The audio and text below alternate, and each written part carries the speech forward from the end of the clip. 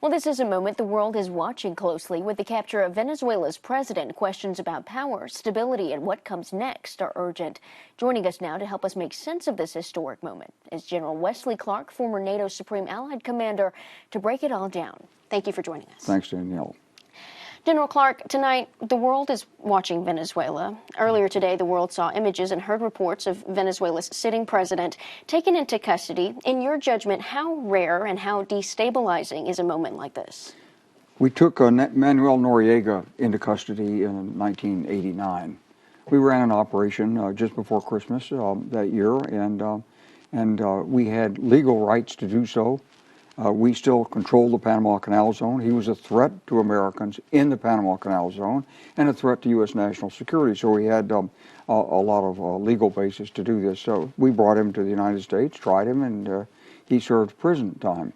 And so it's been done before, but in Venezuela, the legal claims are less compelling. And it's true that Maduro was indicted, not convicted, indicted by grand jury several years ago for drug trafficking.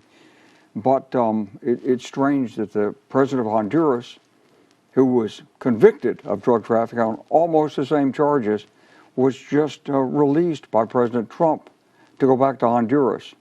So you have to ask yourself, what's this really all about? And it's clearly about more than drug trafficking. It may be about the use of oil and taking the oil back. It may be about a broader national strategy. Certainly in his national security strategy, he's focused on the Western Hemisphere. And this would be part of that. If that's the case, Cuba, watch out.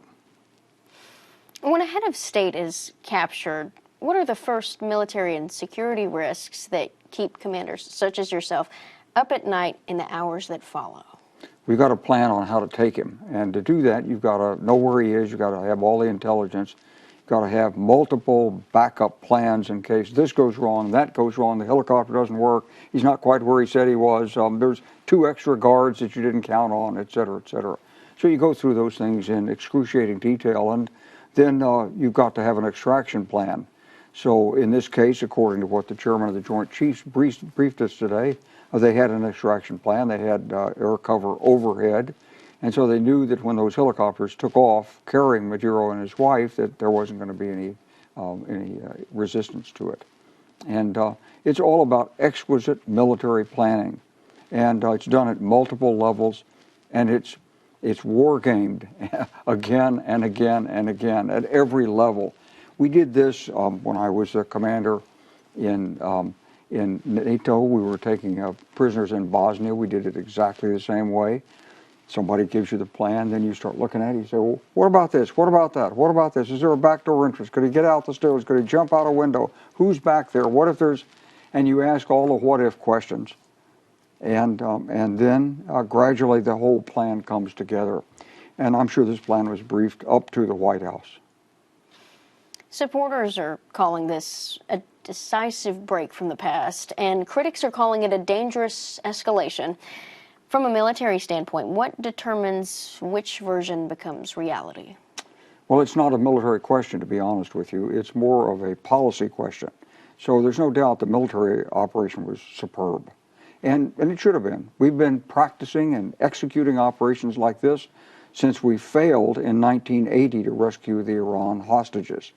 But is it a great success? Well, we don't know exactly how this is going to turn out, but there are already cries from abroad. They say this is really bad for America's image. It's not in accordance with international law. What's the basis for doing this? And what kind of precedent have you set for China and Russia? What if China decides to take Taiwan and say, well, you know, they violated our law? And we say, well, what if Russia says, we've had it with Georgia or Moldova, we're just going to take them right now? And the United States would say, well, okay, I mean, it's what we did. So there's a precedent problem here. But a lot of it will depend on, are the people of Venezuela out in the streets rejoicing? Are they happy to get rid of this dictatorship? Do they feel secure enough to do so? Right now, we don't know. And we don't know who's going to be governing. President Trump said, we're going to run it. Well, it's a big country. And it's better not to have boots on the ground. And so then who's going to run it? How quickly can power vacuums turn violent, and what warning signs would you be watching out for? I'd be looking for violence that comes. You may remember, no, you wouldn't, but in 2003, when we went into Iraq, at first there was the Marines helped tear down the statue of Saddam Hussein. And President Bush went on an aircraft carrier and said, mission accomplished. But immediately there was some disorder. There was looting. Secretary of Defense Don Rumsfeld was basically said, you know, this is what happens. This is just minor looting. But those were the indicators that a real insurgency was underway against the U.S. occupation. And so what we'll be looking for here is there going to be violence? Are the militias that have been armed by Maduro going to turn in their weapons? Where do they go? Who are these people? Do we know who they are? Do we have ID cards on them? And there are many different things that should happen if we're going to have a success down there in the aftermath of this very, very brilliant military operation.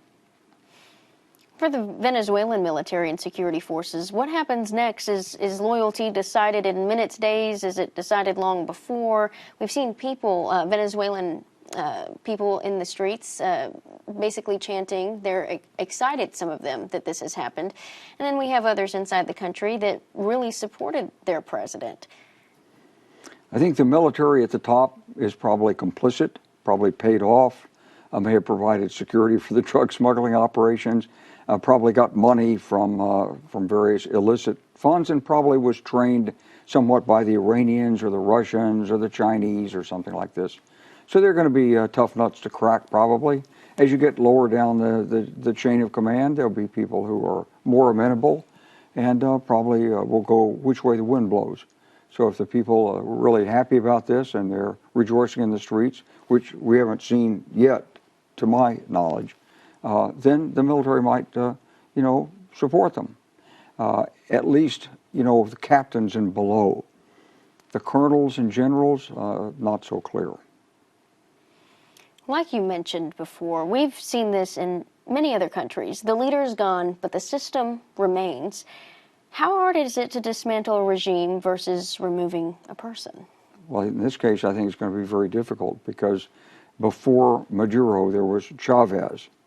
So this is more than 20 years of essential military left-wing dictatorship that's connected to Russia, China, Iran, and drug smuggling. And so there are obviously a lot of people who profited from this, people who formed networks and friendships and alliances based on this. And so when you try to change this and you put them in harm's way, you've jeopardized their income, their wealth, maybe you've got criminal charges against them. They fight back, they resist, or they flee. But in this case, their first instinct would probably be to resist and fight back. What does the capture of a president signal to allies and adversaries around the world watching this unfold in real time? Russia and China are in awe of U.S. military capacity, and certainly none of our allies can do this. But they can't do it either. We've had so many years and so many experiences of practicing this again and again and again. So the joint Army, Air Force, Navy, Marines, Space Force, intelligence agencies, FBI, all of this has worked together for so long that the people grow up in this system and they learn how it works. And so these other countries don't have that experience. So they'd be very much in awe privately. Publicly, they hate it when the United States uses military power effectively because it makes them look weak. Now, our allies have differing opinions. Some would, give grudging support to the United States and for what it's done. They know Maduro was feeding drugs into Europe, but they'll also be concerned about the breaches of international law, the lack of diplomacy, the what's next question. So we'll get some ambiguous responses from allies.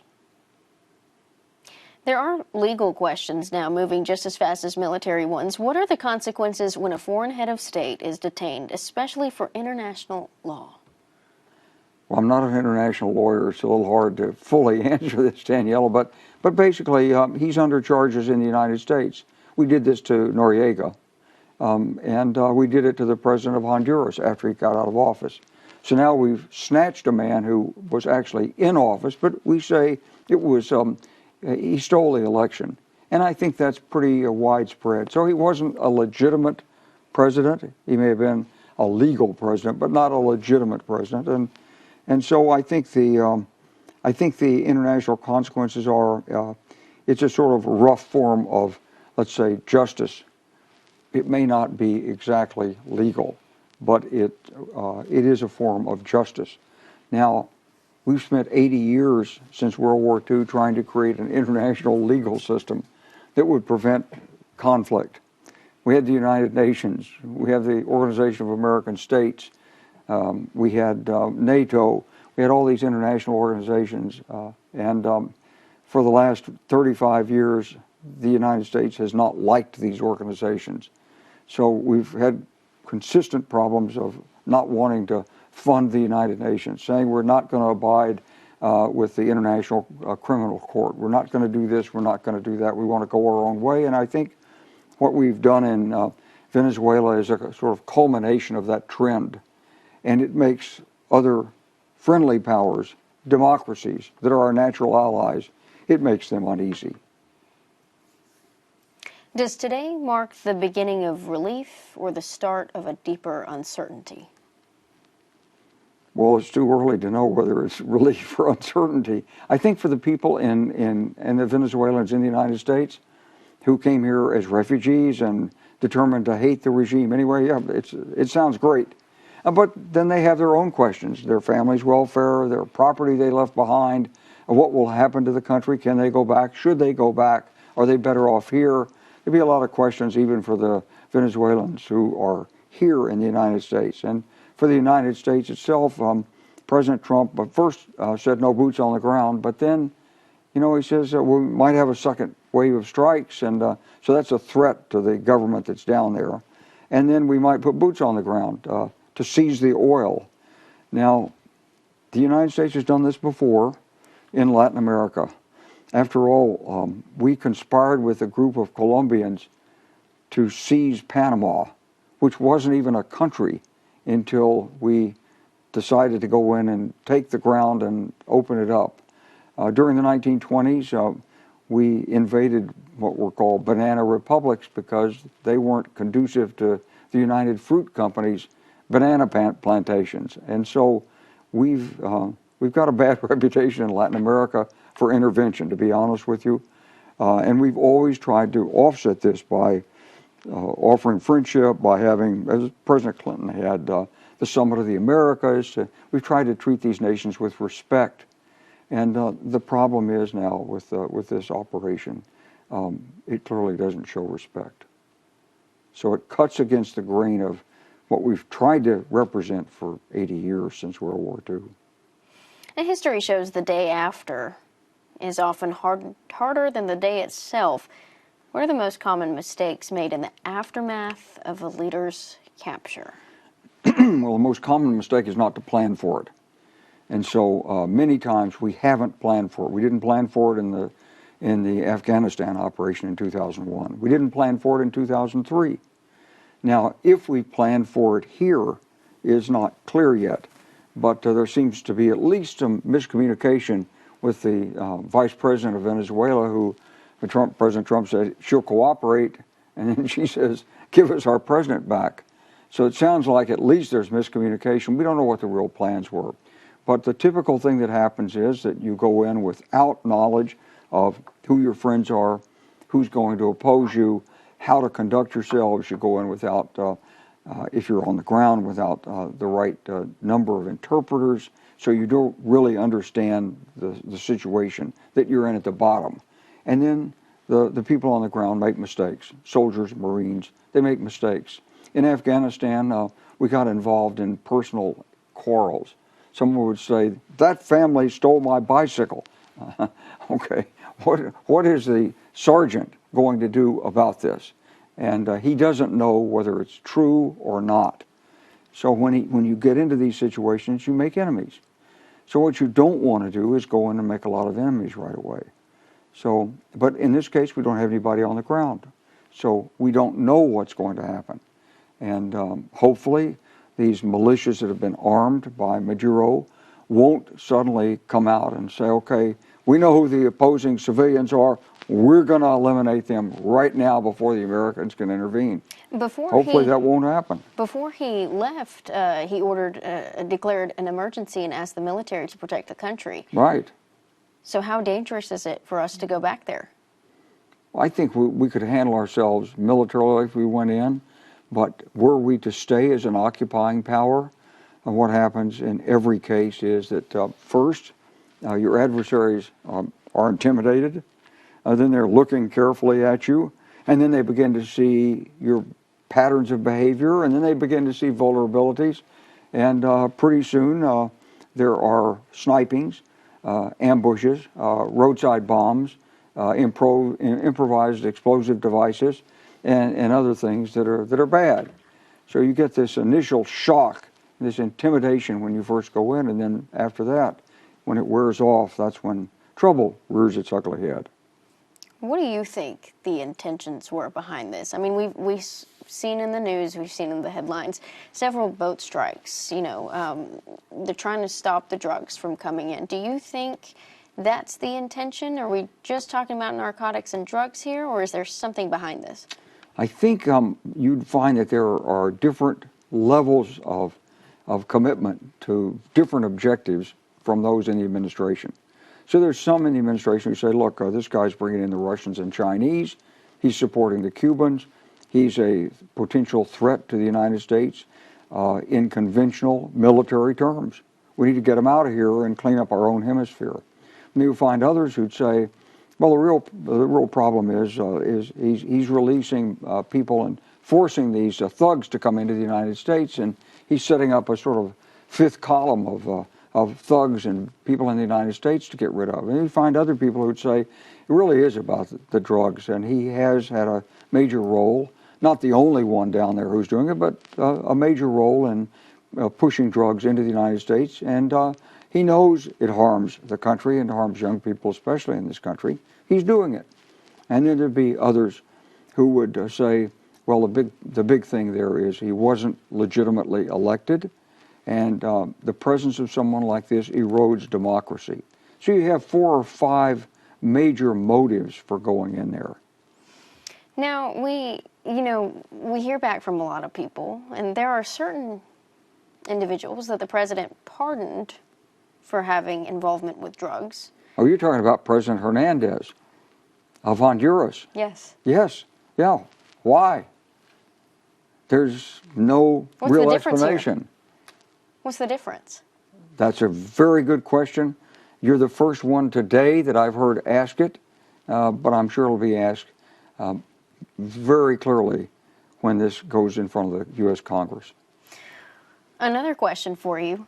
What's the difference between this mission and Saddam Hussein? It took so long for the Obama administration to find him. Now, yes, he was in hiding and there were hurdles. This wasn't the Obama administration. This is the Bush administration, okay? The Bush administration, yeah, yes. Yeah. It took so long to find him. Yeah. Well, he was, first of all, he was not snatched right away. They thought they had him identified at a farm, and so they attacked. They dropped a couple of bombs on the farm, but turned out he wasn't there. So we didn't have the on-the-ground intelligence that would tell us exactly where he was. In this case, we've had people on the ground inside Venezuela working with friends in Venezuela, let's say, for 3 months, at least, maybe 4 months. So we followed Maduro. We know where he is, where he lives, what he does, what he eats, where he sleeps, where he vacations. We know everything about him. We know his daily schedule. We know what kind of car he moves in and so forth. So we could track him. So that's the principal difference, is with Saddam Hussein, we tried to get that detailed information, but we didn't have it. This has been a much easier operating environment than the Muslim world. And consequently, we've got a better chance, in this case, of it turning out okay. We've got lots of people that speak Spanish. We've got lots of Venezuelanos here in the United States who would go back and work with us there. So as opposed to, let's say, Afghanistan or even Iraq. Where does this put us with China, Iran? Does this put us degrees closer to a war, potentially with them? I think we're pushing behind the scenes very hard to get rid of the Iranian regime. So I've got calls coming in every few hours from someone who says, this is happening, that's happening. Maybe within the next week they're gone. But I don't see right now that we have the capacity to do the on-the-ground reconnaissance and preparation to do the kind of raid we did against Maduro in the case of Iran. Now, what it does do for China is it gives China the idea that if this is, do as I do, not as I say. It's what the United States did. Maybe that's what we'll do on Taiwan. Can they do that? Do they have these capacities? Not quite. But they certainly have other capacities, and I'm sure they're well infiltrated into Taiwan. And so if they should decide to make a move, they might use what we've done in Venezuela as a legal precedent. Thank you, General Clark, for being with us here today. Thank you, We Danielle. appreciate it.